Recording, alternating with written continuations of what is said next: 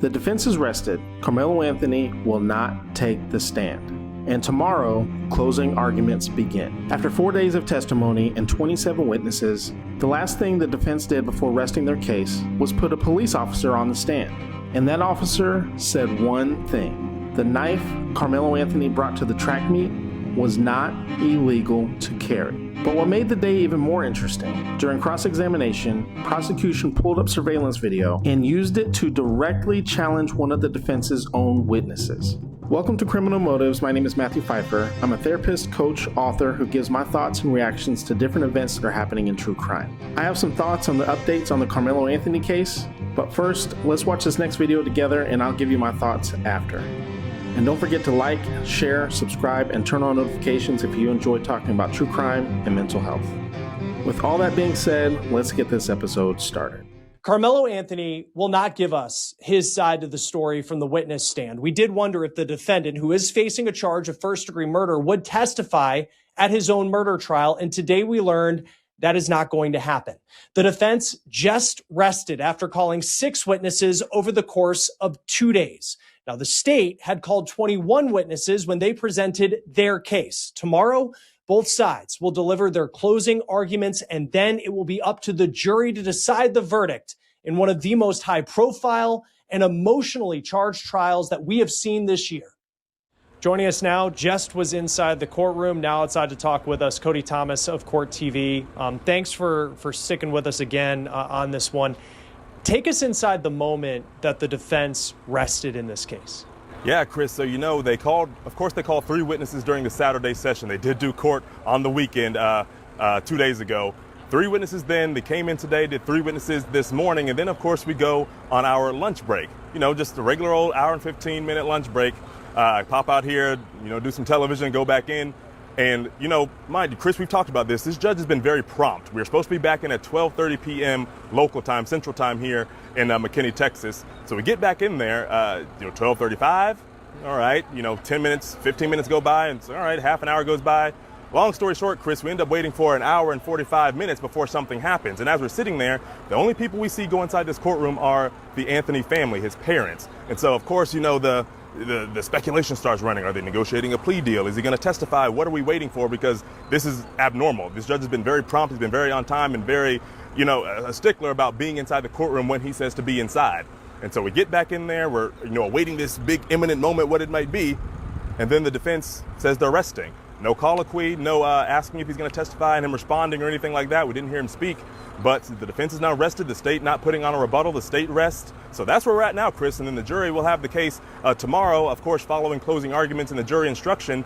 And then they'll get the case and start deliberating. And the judge also pointed out that they will be sequestered, meaning they will not be able to go home for the duration of this deliberation period. They'll deliberate as late as, 10 or 11 p.m., the judge said. And then if they decide to call it quits, they go back to a hotel to which the hotel's televisions and phones have been removed out so they can't have access to, news stories and things like this. So it'll be a very interesting thing, Chris, but it was definitely a surprising moment that they rested, pretty early. We expected this trial to go through Friday or Saturday, which it still could. We don't know how long those deliberations could be, but here we are on Monday, just the 4th day of testimony, and both sides have already rested. Yeah, I think it was roughly 21 witnesses for the prosecution, and it was over like 2.5 days that they presented their case. And then you have a total of 6 witnesses for the defense. They started to present their side of the story on Saturday in the afternoon. And then here we are. I mean, we're recording this just before 3 o'clock Central Time, and they're done. What stood out to you today? I know they called a couple of track athletes to the stand as well as a police officer. Walk us through one of these final witnesses and what they mean for the defense in this case. Yeah, again, 3 witnesses here, Chris. The police officer was really short. It was only 10 or 15 minutes. And the point that he pretty much made is that it is not illegal to carry a 5.5 or below a 5.5 inch blade knife into a stadium. While it might be, against school policy, it's not criminally illegal. The blade has to be less than 5.5 inches, though. So he pointed that out, and that was pretty much the crux of his testimony. But one of the witnesses today, Chris, one of those athletes who was there, was testifying, of course, about the rain. Everything we've heard about this rain, and as part of the defense narrative as to why Karmelo was under that tent, trying to get out of the rain, which, makes sense.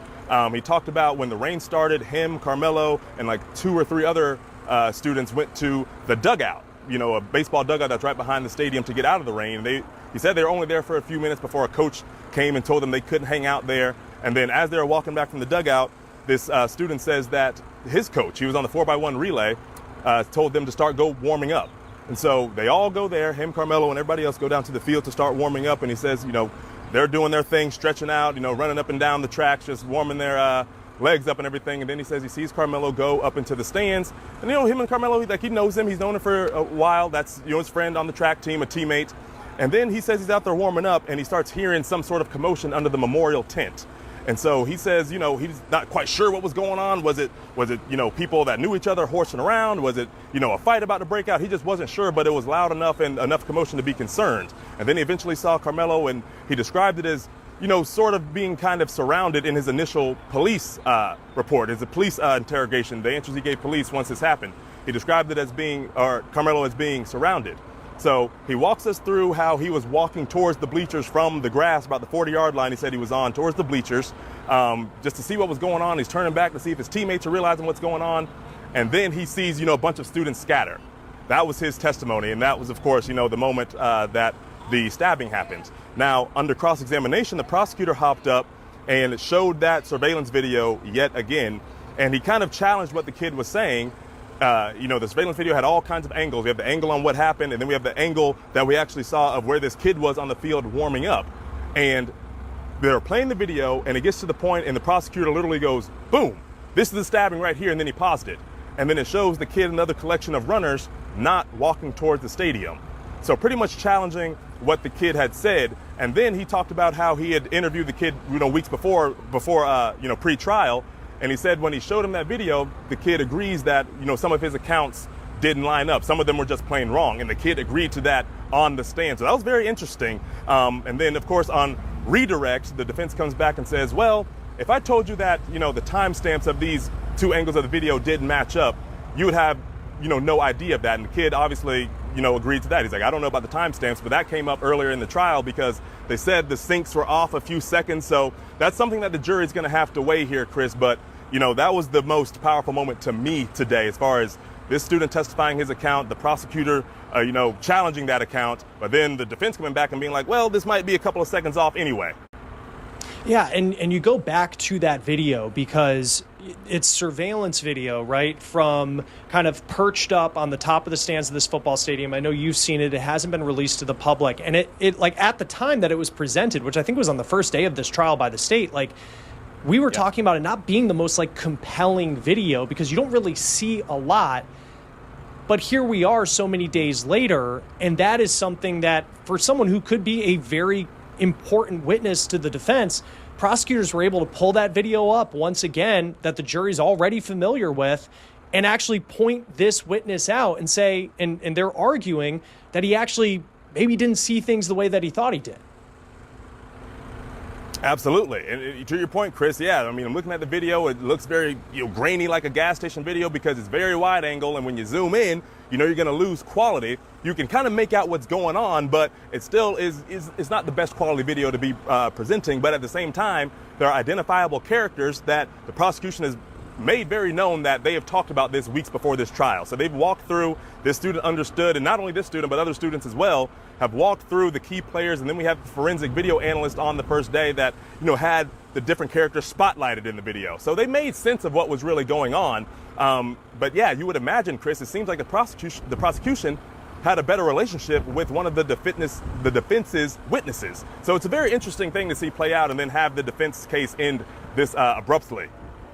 Yeah, and now they head into closing arguments, and you kind of step back and you think, what is the defense of this case? And one of the questions that we've talked about, and it's come up a lot, is why does he have a knife at a track meet? And it seems like just based off this police officer, and I believe if the blade was 5.5 inches or more, then that would be a weapon you're not allowed to have. The blade in this situation, I think, was 3.5 inches. And it seems like just from this testimony that the argument about it's not necessarily he had a blade at a track meet, and most people have said that they don't think that a blade should be at a track meet. It's more a question of, it's not really illegal to have it in his bag. Yeah, that's the ultimate question. But the thing about it, Chris, and we talked about this previously, it was never addressed as to why it was there. I mean, they could have thrown out, maybe he liked to camp. Maybe he had a job outside of work to where, he lawfully had a knife on him. They did not even address that, which I thought was a major loss for the defense.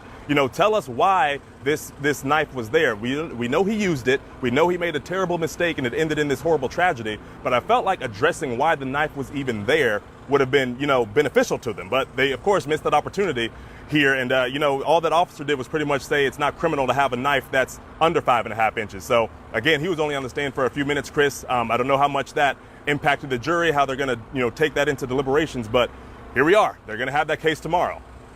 I know we talked early on in the state's case, and there was some very emotional testimony, it seems, when the state was presenting their case. I mean, to just think of the body cam video that was shown, the 911 calls that were made. I know you were sitting behind Austin Metcalf's family, his father, but you also saw some emotion on the jury early on in this trial. Mm-hmm. How did it seem the jury was doing today, and really even since Saturday when we talked, when you think about just how the defense presented their case, like what type of impact did it appear? And I know it can be subjective when we talk about body language and what's actually going on in someone's mind, right. But what did it appear that the jury, how they were taking in the defense's case?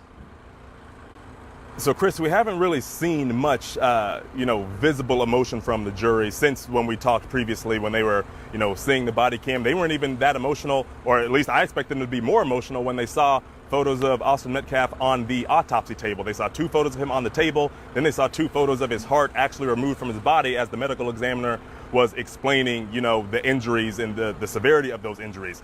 But since then, they've just been very focused. It seems like they're laser focused on everything that the prosecution and the defense are presenting, both narratives. No matter what the narrative is on either side, they're really laser focused. Like I look at them, I look across the courtroom to see, what the vibe is among, what the aura is, the atmosphere within the courtroom. But since then, for the past couple of days, Chris, they've just been very honed in, very serious, very stoic, just taking all the information in, which rightfully so, because, this is a child's liberty at stake here, of course. Of course, we have a victim here that's no longer coming back.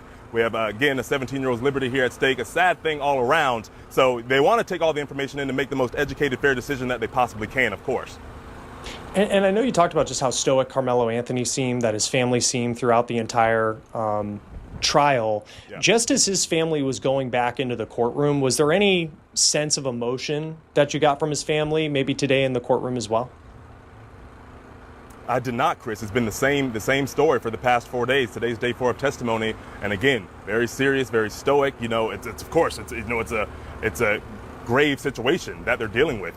Their son could go away forever. Karmelo was a son. Karmelo was a brother. That's their son. That he has loved ones as well.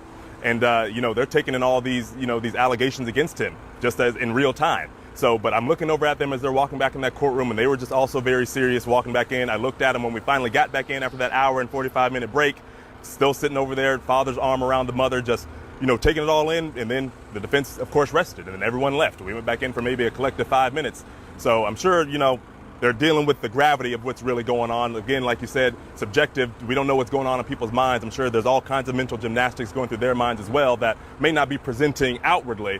But again, they're sitting there just stone-faced, just taking it all in like everyone else. Yeah, and we'll see what the closing arguments are, for the defense, how they really present his side to the story, even though he won't be testifying himself.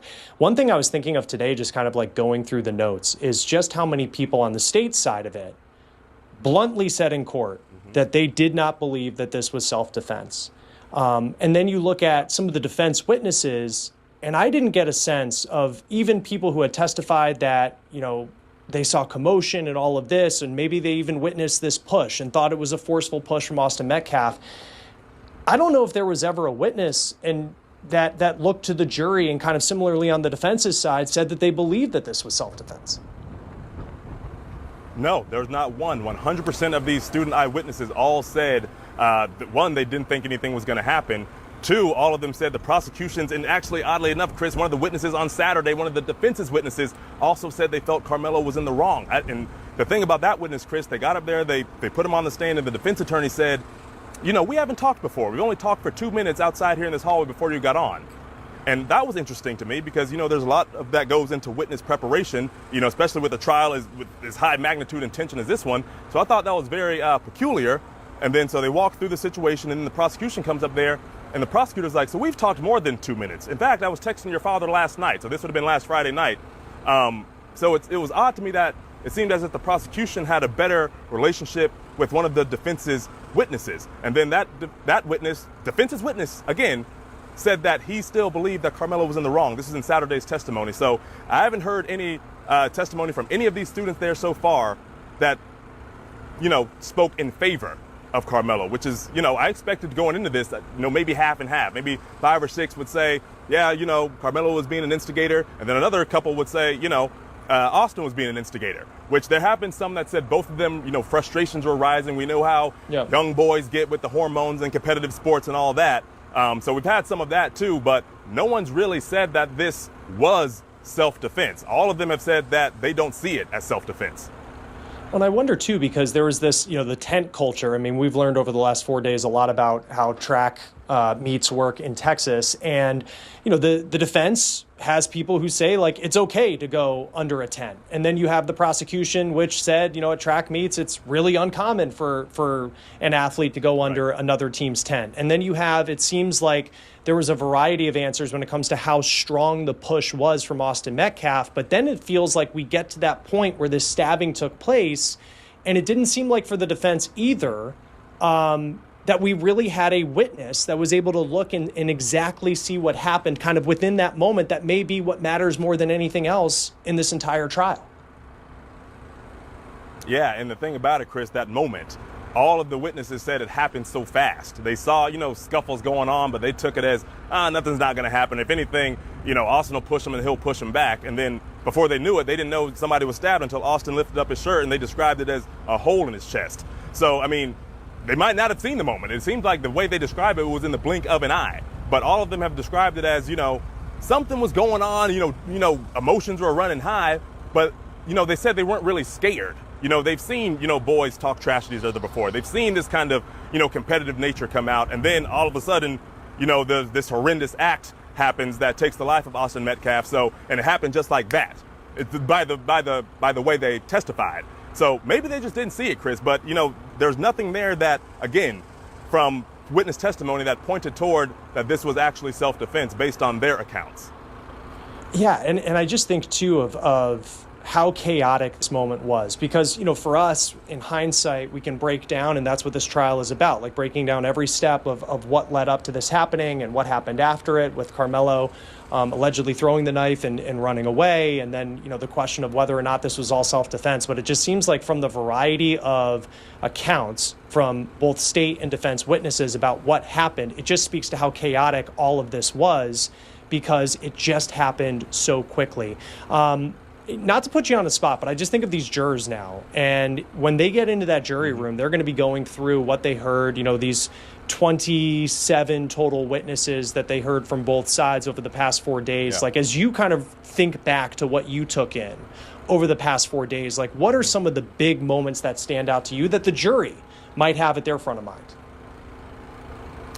Chris, the moment that still stands out to me was from day one. I believe we talked about it a few days ago, and that's when I saw the jury get emotional, is when that coach that testified, who was also a 14-year Iraq veteran, who has seen carnage, who has seen death, who did 3 tours in Iraq.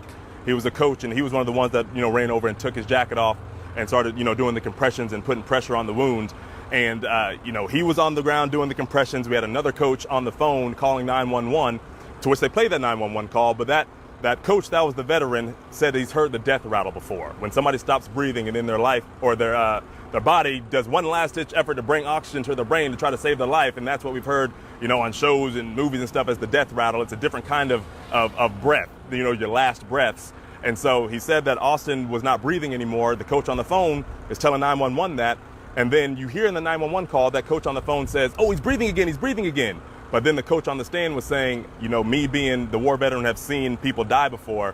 I knew those were those types of last breaths, but I just didn't say anything because I didn't want to ruin, the hope that was surrounding. Because, of course, it was a bad thing, but they wanted this kid to live, his friends and the coaches around him. But that was the most emotionally impactful thing. And that's when he gave that testimony. They played the 911 call, and that's when I looked up and saw the jury, a few of them wiping some tears from the eyes with their Kleenex. So I'm sure they're going to take that into consideration obviously, pulling at the heartstrings when they go back into those deliberations as they, weigh the facts of this, but there's the human part of it as well. Yeah, and as they walk through it, I think that there's still that question of, a knife and a fist fight. And when it comes to self-defense laws in Texas, it appears difficult to, if you're the one who has the weapon, to argue self-defense. But we'll see in a closing argument what Karmelo's attorney is able to do in presenting his case. All right, welcome back. So this is one of those cases that no matter what happens, people are going to be upset. You're going to see some very large emotions and a lot of people that have a lot to say about this case online, on social media, for an extended period of time, at least for the next several days and for the next several weeks, regardless of what happens. And some of it will be, a lot of it actually, will be because of race and politics, obviously. But the part that I want to get to and the part that I want to talk about is people's struggle with black and white thinking. You've probably heard at some point in time that there's a literary crisis here in the States. And I heard another creator talk about how literary crisis isn't just referring to your ability to read, but it's also your ability to understand what it is that you're reading. And this literary crisis extends not only to what it is that you're reading, but what it is that you're viewing, and overall, the content that you're consuming. The lack of understanding of nuance, the inability to decipher between content that might be entertainment versus content that might be informative or educational, which causes people to accept information that is given to them without doing any type of research, without challenging their own thoughts, without challenging their own or other people's opinion, creates an inability to have conversations with people who might have a different opinion than you, which brings me to my point of people being upset regardless of what happens in this case, and a good portion of people not even understanding what this case is about. I've seen a lot of dialogue on this case, a lot of black and white thinking of people looking at this case and saying to themselves, he did it, just put him in jail. But this case was never about whether or not he did it. That part, since day one, was never in doubt. This case is a self-defense case. Whether or not Karmelo was within his rights to defend himself against Austin Metcalf. And I've seen a lot of dialogue online about how his defense didn't put up that much of a defense. And the reason behind that is because the burden of proof is on the prosecution. And because of the inconsistencies of a lot of the stories of the witnesses that the prosecution put on the stand, Karmelo's defense team does not feel like they met the burden of proof, meaning that they did not prove their case beyond a reasonable doubt.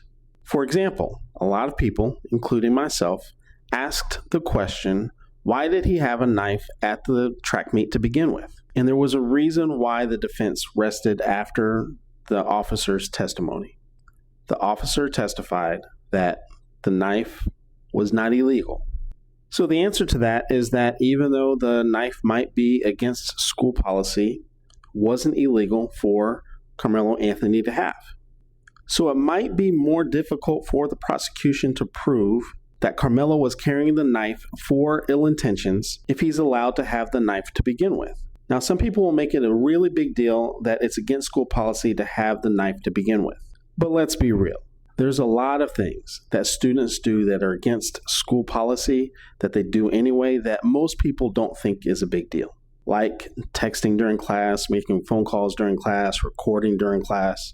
So tomorrow when the defense has their closing arguments, a lot of it is more than likely going to be about this burden of proof and beyond a reasonable doubt. Now, I still think that it's going to be an uphill battle for Karmelo to get off completely, for him to be found innocent.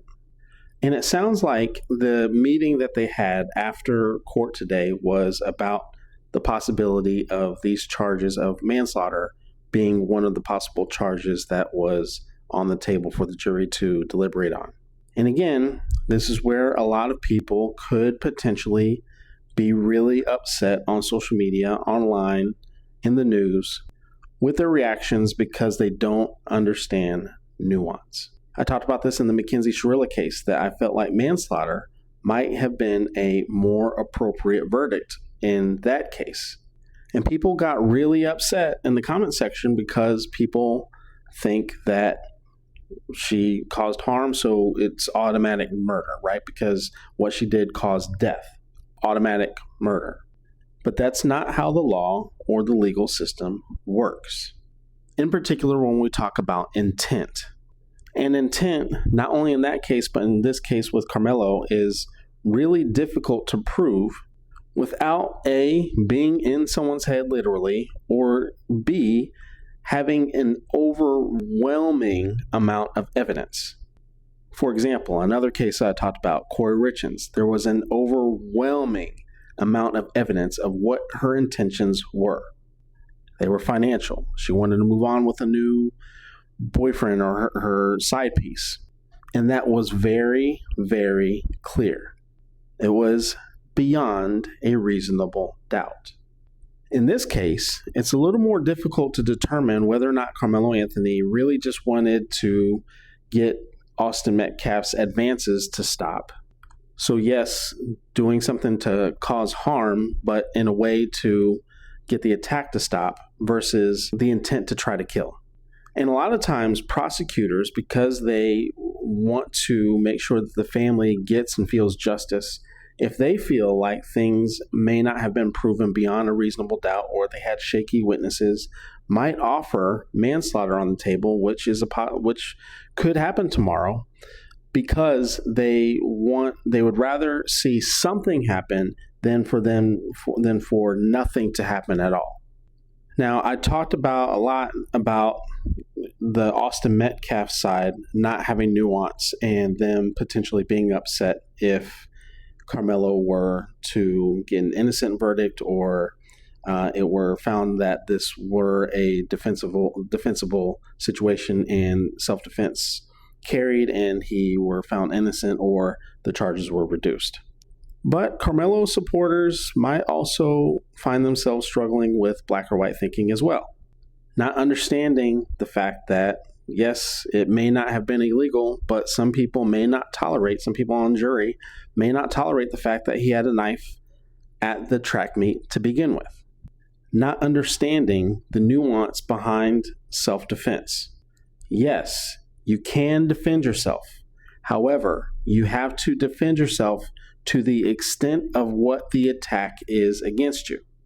So, for example, if someone is pushing you or punching you, a more appropriate response might be to push or punch or kick back. And so people who are Karmelo supporters might struggle with the lack of, or the black or white thinking that, well, he's allowed to defend himself, so he can just pull out a knife and stab someone. That's not the case. If the jury doesn't feel that A, Austin was on the offensive, or B, that Austin was on the offensive, but a reasonable person would not see Austin's attack as life-threatening, then Karmelo could get convicted and go to prison for a long period of time. So there's a lot of nuance and there's a lot of things that could potentially happen tomorrow, including mistrials and hung juries and all sorts of things. And there's also a chance that we don't get a verdict tomorrow at all. It might get pushed till later on in the week if the jury can't come to a decision. But what do you think? Let me know your thoughts in the comments below. Thank you very much for watching. Be sure to like, share, subscribe, turn on notifications so you're notified each and every time I upload a new video. If you are someone who is struggling with a toxic relationship or struggling with relationships at all, or maybe you're struggling with your mental or emotional health, if you go down to the links down below, you can schedule an appointment with a therapist through BetterHelp. You'll get 15% off your first month of therapy when you use the links in my description. With all that being said, thank you very much for watching, and I will see you in the next video. I will literally see you tomorrow after this verdict.